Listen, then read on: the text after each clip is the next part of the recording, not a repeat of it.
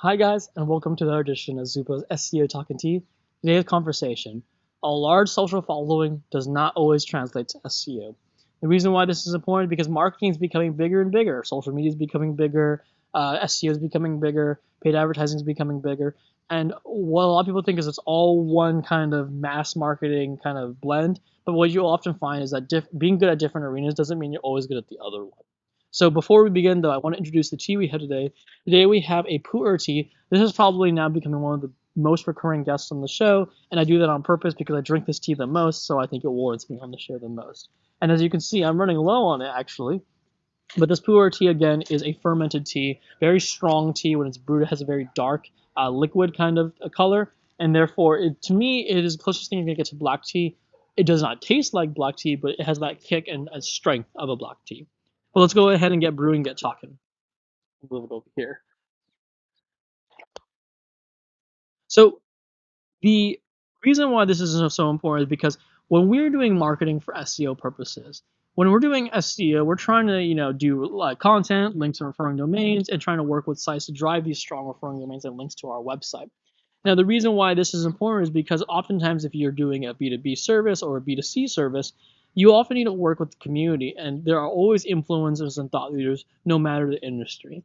And what we have found is that when we're working with our clients, oftentimes they'll want to work with different influencers or different social channels, maybe a YouTube channel, Instagram influencer, and they want to work with them in order to help their SEO. And so my team will be tasked, finding the right players to work with and reaching out to them. That's kind of the normal thing. But what I want to do in part is what we have found is that generally we don't find strong correlations between a YouTube channel with a huge subscriber following or an Instagram with a huge following and that influencer having a strong website with SEO. Oftentimes it's the exact opposite we find, where we find people with weak YouTube channels have really strong websites and so on and so forth. So what does that mean is that if you are going out there and you're trying to work with Instagram influencers or other people with large social followings, because they might have the subscriber count and everything, that doesn't always mean they have a strong SEO. I've seen very many occasions where we have seen someone with so many YouTube subscribers, but then when we go to their website, the website looks like on an SEO level, it looks like it was made yesterday. It has like a DR, domain rating of 0.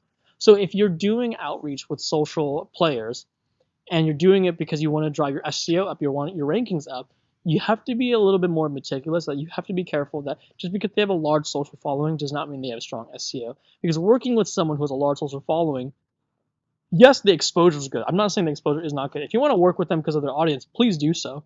But if you're trying to work with them to help your rankings, that might not be the case because the domain rating of their site of where you would acquire the link is so low.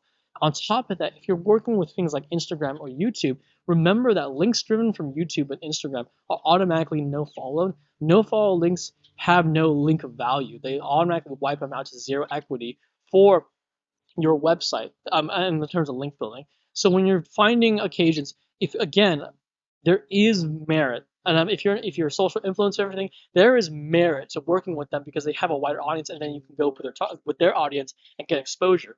But if you're reaching out for purely SEO purposes, large social followings don't translate always to large SEO strength on your website. Therefore, it is important when you're doing scoping and you're looking for opportunities to work with different influencers and thought leaders, don't just look at their social channels, look at their website and try to shortlist those that have a strong SEO profile on their website because those will truly help your SEO. So this is very important as if you're scoping out and going into these different campaigns. Just because someone has a large following, you'll find a lot of teams will be like, yeah, they have a large following, let's add it to the list. And then you'll do all this work, you'll send a free product, free service, or whatever it might be, and then months later, you'll figure out the link coming in is super weak, right? You want to make sure the effort you're putting in, especially if you're doing it for SEO purposes, warrants the time and resources it will take to get that link. So hopefully that will help you in your own scoping. If you guys kind of doing your own campaigns, make sure you're using tools like Moz or Ahrefs to identify if the sites are strong enough, and if not, maybe you want to move them just off the list or find other opportunities. But if you got, hopefully that's valuable to you guys. If you found it valuable, please like and subscribe. I'm gonna go ahead and pour out my tea, and I hope to see you guys again soon. Thanks, everybody.